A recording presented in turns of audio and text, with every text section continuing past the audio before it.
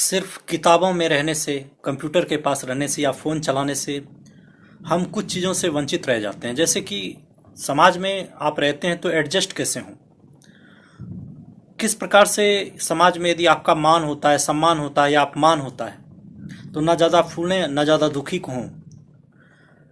कोई आपका दिल दुखाता है, मन दुखाता है, तो उसको कैसे मैनेज करें। कहीं आप प्रेम करते हैं, ब्रेकअप हो जाता है, फिर जो मन में उथल पुथल होता है उससे कैसे निकलें बाहर।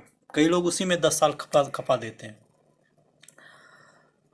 समाज में रहने के बाद आपके खिलाफ षड्यंत्र भी होता है, कई बार आपको नीचा दिखाया जाता है, कई बार लड़ाई झगड़ा होता है, युद्ध हो जाता है, मारपीट हो जाती है।